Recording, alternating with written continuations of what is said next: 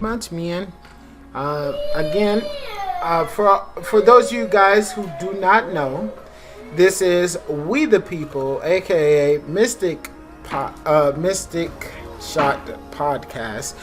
If you guys haven't already, go ahead and check out their Twitch. It is Mystic Shot Podcast. You can catch all your weekly LOR action there. You can see some of the top level decks being used on the regular. Thanks again for joining me tonight, man. Appreciate it. Yeah, no problem. I was trying to see. My bad. I was trying to see if other people want to join, but I don't think anybody had anything to add. I understand. Necessarily, like a lot of people were saying, like they didn't have anything to add that wasn't already said, or they didn't know how they felt about the previews yet. So just wanted more time to think about it. But I have a lot of sharp feelings about that. Yeah. Did you want to start then? Well, first, which topic did you want to start off with first? Because there was like 3 that I feel like are really, really good topics of discussion. The first one being rotation, the other one being about the upcoming changes to the patch, and then the current patch and how the game is looking right now, and which one do you think is the best deck in the game? I mean that is a lot of topics. Yeah, no, that's what I'm saying. So which one would you want to talk about first? I think it'll probably be easier to follow if we start talking about like basically have an overall discussion about like the like where runeterra is in general. Okay. And then we start talking about the patch, and then we start talking about the what's the name, the rotation. Okay. Because I think they all kind of lean on each other. Like, if you understand how the patch is, then you kind of understand what rotation is. Yeah. So I guess I'll just start with my opinions on the current state of the game. I'm a really big fan of how the game is right now. I feel like there's a ton of diversity, and that there is a lot of different types of strategies that can help you climb throughout the ranks. Like last season, they resetted me back to Silver 2, and within 2 days, I got back to Plat, right? And I did that with like a variety of different decks. I didn't even craft any new cards for the first, I think, 3 or 4 weeks of this patch. And I was just pretty much just playing whatever I felt like playing. If I wanted to play Darkness, I was playing that. If I wanted to play Nightfall, I was playing that, and so on and so forth.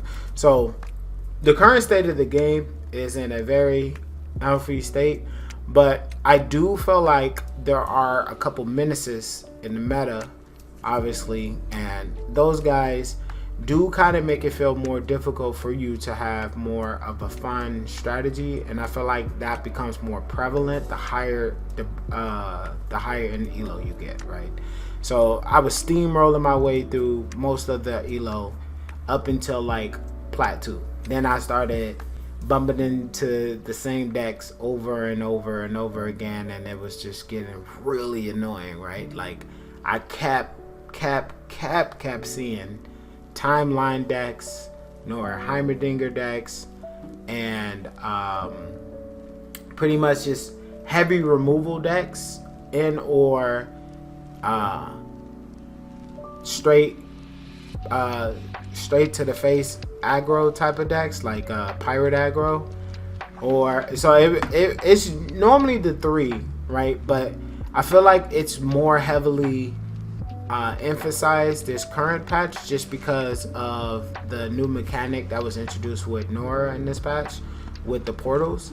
With the introduction of portals, that actually introduced a new playstyle that control players get access to that they didn't have access to before, because they had to play creatures to deal damage to people's nexus before, right? But now with the introduction of Nora, there are actual strategies that literally play 34 spot removals removals, or a high number of spot removals, like at least 30, and the rest is diverse with other cards like glimpse, portals, and other things like that. So they can get units on board without actually committing mana to units. They just draw and remove your cards. Yeah, I mean, that can definitely get annoying, 100%. I mean, I'll say this, especially because for people that don't know, my perspective is more on the tournament scene and more on, like, competitive. And not saying that ladder doesn't matter, because it does. Because everybody's experience is, like, different.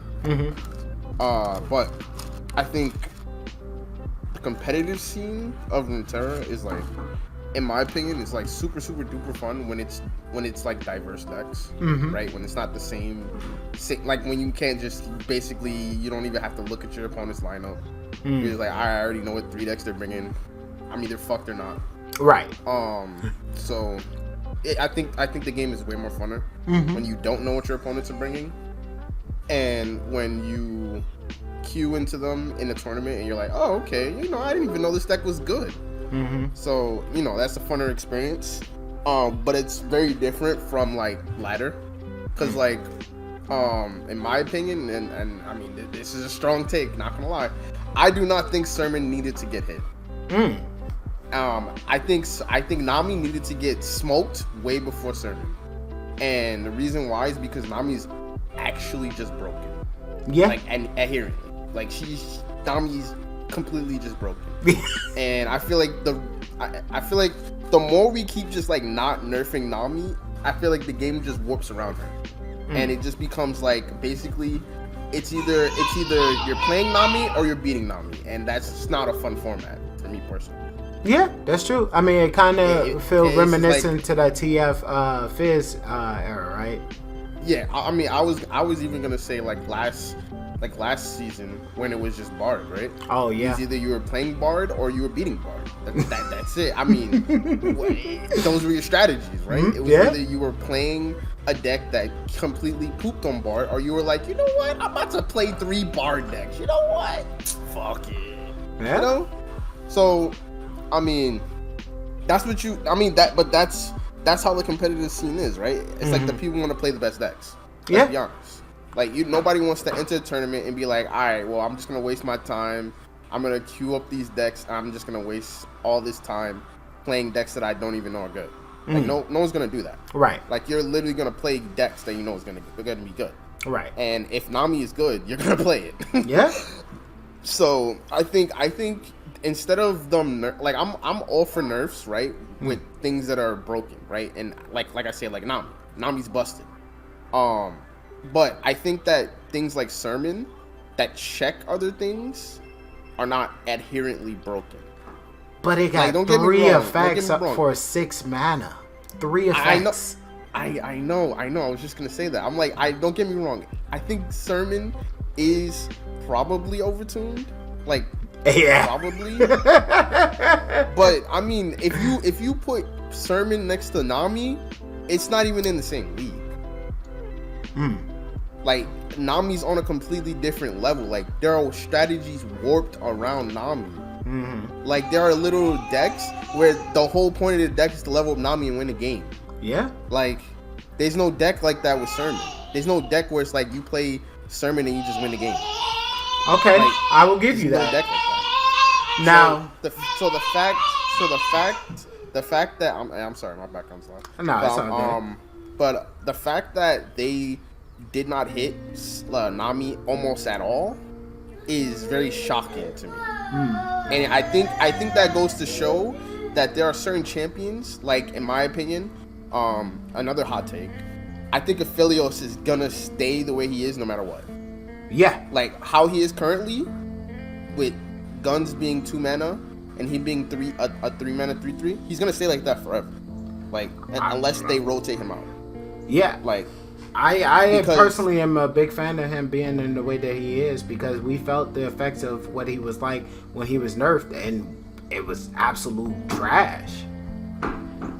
I mean, but they can change that. I think I was having a conversation about this not that long ago, honestly, with another of my teammates, and he was saying like a really good change for Aphelios. I mean, it's probably like hard to implement because like they would have to change every single gun, but it's like you would rather the guns be 2 mana and absolutely busted, because 2 mana for any one of those guns is like, you understand, that's disgusting.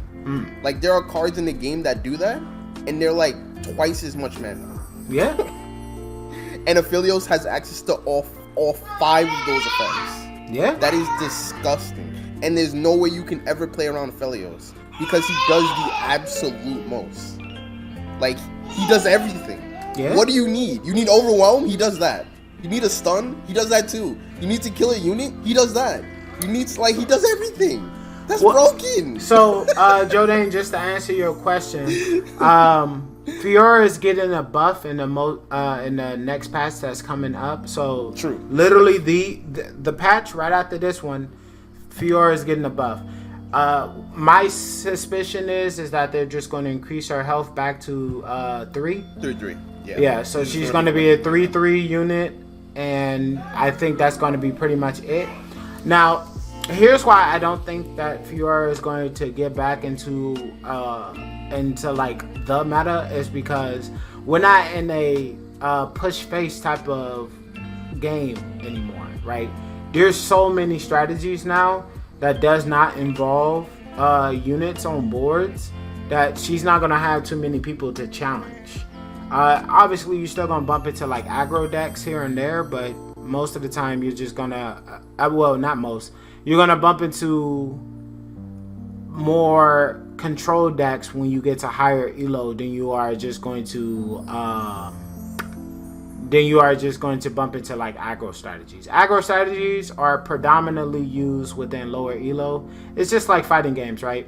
In lower elo, you always bump into people who just mash on wake up.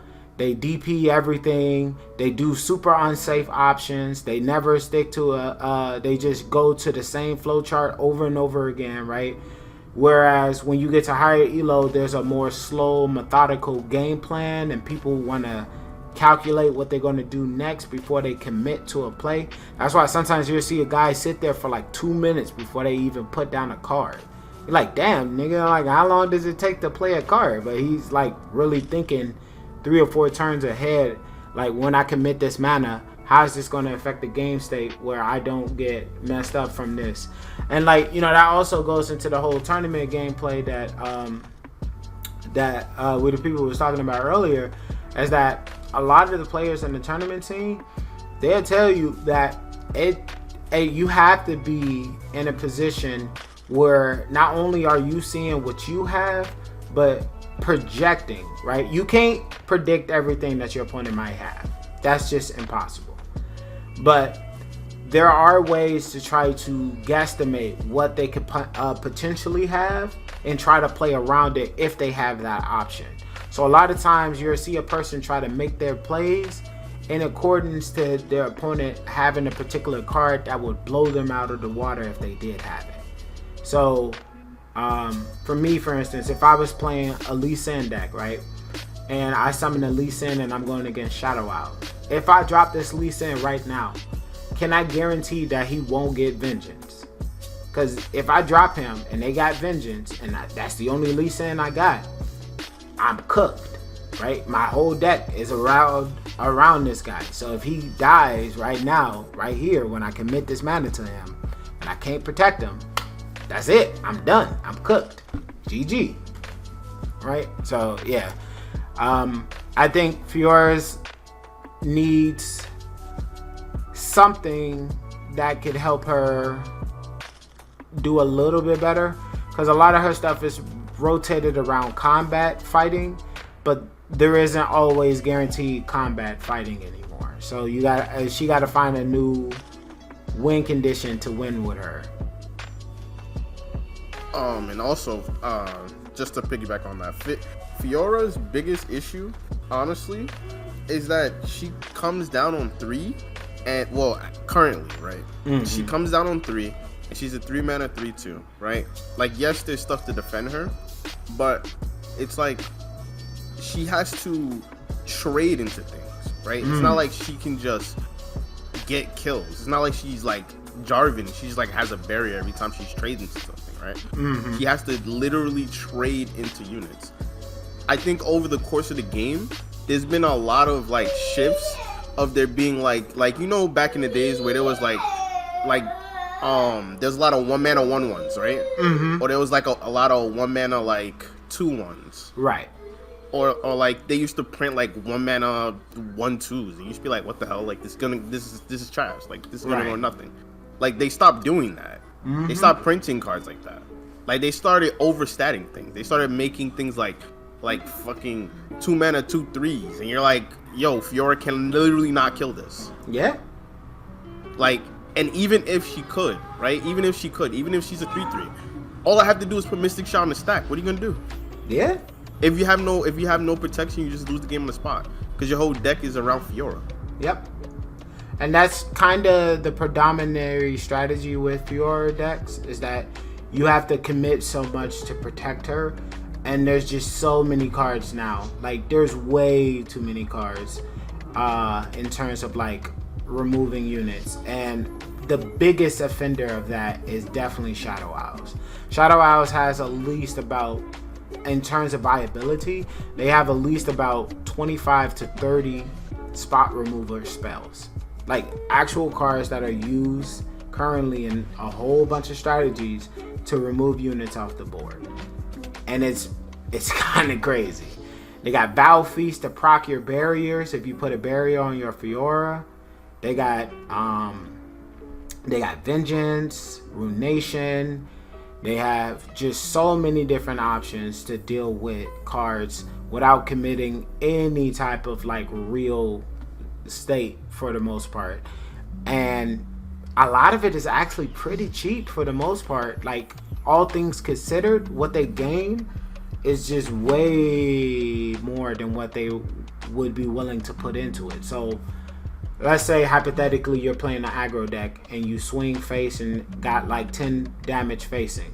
They activate Howling. It's a 5-mana spell card that they got in Shadow Owls. It deals 1 to all units on your opponent's side of the board. Oh, and then you heal 3. Yes. Withering Wells. Boom. Your whole board is cleared now, and I gain back 3 health. I just set you back like 5 turns for that. For off 1 spell. So Mana Fiora is not good. It says, what about a Fiora support champ to buff like Shen? So again, like I was mentioning before, there's a lot of cards to proc her barrier. So if I was to go Fiora and put barriers on her so she can try to attack, if I'm playing Shadow Owl, which is a very predominantly strong strategy, a lot of people use it, like Nami, Heimerdinger, Nora, the list goes on. There's too many strategies that use her. They're going to proc your barrier, and then your Fiora is vulnerable again. And now you have to commit more mana to protect her again if you have something that's fast enough to protect her. You know what I mean? So, yeah, and then also remember you can't double barrier in a combat. Yeah, so once your unit has barrier, you're cooked. Yep. Like you're pretty much cooked. So basically, I just have to commit a Vow Feast. You challenge my unit. You challenge my unit, and you put barrier from Shen, and then all I have to do is commit a Vow Feast, and you're basically just cooked. Yeah. So. Because your barrier won't proc until after the change resolve. So, in other words, you cannot put a new barrier onto her until your first initial barrier is dissipated. And that barrier won't dissipate until the damage is dealt. So, I got a question for we the people. What are your thoughts on Hate Spike? Well, it's getting nerfed in the next patch, which thank God. But yeah, what is your opinion on that? Yeah, I was gonna answer. So personally, I think, I mean, again, this is me tournament. I do ladder. I am in diamond. I think I'm in like diamond 1, 20 OP or something like that. So I have played some games this season, but mostly from tournament scene, right? So I think Hate Spike is definitely overtuned, 100%. One mana deal too. Overtuned. Yeah, definitely, 100%. The only issue with nerfing it is now Evelyn becomes completely useless, and I don't know if I'm up for that. That's the only issue, because she's only like spammed with like her package. She's only spammed with her package because like she's in with Hate Spike.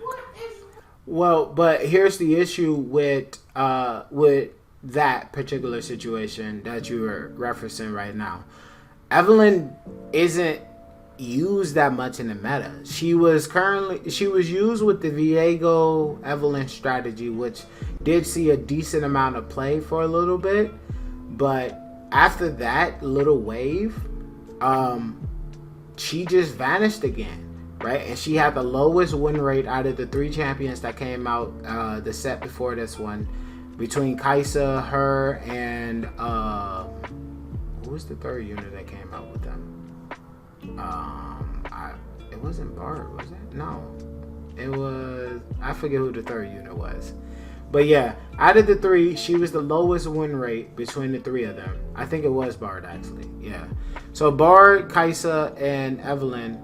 All 3 of them were released at the same time. She saw like no playability until they had found a strategy with her and Viego. Then after her and Viego had their little time in the sunshine, she fell off the face of the earth. Viego still stayed around, but every Shadow Owl strategy uses Hate Spike because let's put this in perspective real quick. So for the longest of time, Val Feast was the poke that everybody was afraid of when they saw 2 mana, right? Now, I have to be even more scared because not only do you have access to your Val Feast, but you could just double Hate Spike me and just kill 2 units for free. Granted, you have to kill 2 units on your board, but this is Shadow Owls we're talking about. You don't give a fuck about your units. You kill them with Glimpse. Every time someone tries to target your unit, you're like, cool, I'll kill it myself. Let me draw 2 cards off it. So, I don't know. I don't feel like that card getting hit hurts Evelyn, per se, because she wasn't really used that much. The biggest problem with her is that she's a little too slow. There needs to have something that can generate a little bit more husk for her, but then that would make literally almost any other deck that runs with her super overtuned. So where Evelyn is right now is honestly the best place she can be, just because of what she does, which is generate free units to be used to power up your other units. True. No, I hear you. I don't know. I mean, I don't hate the nerf at all. Like I said, I'm pretty sure Hate Spike is over too. Like, pretty, like 100%. Like, I will not sit here and say, "Hey, yo, Hate Spike my favorite card. Don't nerf this card." Nah. Card need to go. It definitely needs to go to like 2 mana. Definitely, 100%. Yeah, for sure. But it was definitely like fun. Yeah, I mean, having that. I played a bunch of Viego Evelyn for sure. 100%. I farmed a bunch of people in Plat. I mean, the Kindred Noxus deck is alive right now because of cards like that, right? They get to proc, they kill their Undying while Kindred's on the board, kill a unit on your board, then mark another unit on your board. That's so insane. Yeah, it's pretty insane. I mean, at least Undying is finally getting played, though. No. Yeah. Like, the card was like unplayable for mad long. That's true. That's how I saw it. Yeah. Like, card was unplayable. Like, I think at a certain point, I did hear some people talking about how maybe the card needed to be able to block, but it's like it starts as a 0/1 or something like that, and it gets buffed from there. So they were thinking about buffing it. Thank God they didn't, right? Yeah, that's true. That is very true. Thank God they didn't. Yeah. But Haste Spike is definitely. I mean, for anybody that doesn't know, Haste Spike is 100% going to 2 mana next season. Like, Oh yeah, no, next 100%. I cannot 100%. see it not going any. If they made it 3, that'd be actually kind of nuts. That card would literally be unplayable. So Yes. I don't ever see it getting up to that high. But 2 mana, people can definitely see themselves committing 2 mana to a H Spike. You still get a free unit afterwards. It's still a point of health for most units and a free keyword. So it's not gonna not see gameplay still. But it's not going to be something that you got to be scared of where you're like, cool, I got my opponent down to 1 mana. There's no way he can check my unit. H Spikes. Right. I forgot about that card. Yeah, definitely hard to play around, right? Because it's like 1 mana. It's like you don't have to put anything in it, and then on top of it, they get to high roll a husk, and you're just like, all right. I sometimes you can get a husk with spell shield. Spell shield. All right, bro. Quick attack. All right. Overwhelm. Yeah. All right. Yeah, man. But Overwhelm. Yeah. It's definitely crazy, but. Yeah, definitely 2 mana for sure. 100%. Now, But I don't know. I'm just a preacher. I mean, I'm just a preacher of like Sermon didn't need to get nerfed. That's the only card on the previews that did not need to get nerfed. Honestly, I don't think Sermon needs. I think if you trade Sermon with Nami, we're chilling. Yeah. I think this is actually a good balance patch. To answer your question, Kane is a combat heavy champ. So he falls into that whole category of what a Fiora is, where he needs to punch people in the throat, and there's just too many cards to check him. Now, I will say that Riot did do a pretty decent job of being able to make sure that he does not fall prey victim to so many of the cards that they created to check him. So because he's a combat heavy champ, he's going to be looking to battle, right? And as you know, Noxus, Shadow Owls, and a bunch of other strategies have ways of dealing with him. From Ravenous Flock to Scarred Battlelands and so on and so forth. So what happens is when Kane challenges a unit, they battle. After they battle, he recovers all the health that he had lost from that fight. So as long as he doesn't die from that fight, he'll recover back from that, which is a really cool mechanic. And then after he strikes twice, he does the Katarina effect where on the second strike he recalls automatically. So before he even you get a chance to do anything else to him, the moment he strikes the second time, he recalls immediately, and then you get to play him again for free, and you choose between the red or the blue form. Now, that was a really, really cool thing, and I was really interested in seeing how they was going to go about trying to pick between the two of them. But they really just made Kane just red Kane, because there is no world that we live in where you would ever pick blue Kane over red. There's just no world like that. I mean, the character doesn't see that much play to begin with, but there's never a world that you will ever see blue over red. But you say otherwise? Yeah. Why is that? Blue Kane is elusive. Okay. Yeah, sometimes like there's times when you just want to go for game. It's not like Red Kane has overwhelm. He does. He does? Yeah. Oh, okay. He has overwhelm and challenger. True. And he automatically heals himself after he strikes. Yeah. I mean, they definitely made Red Kane like busted. Not gonna lie.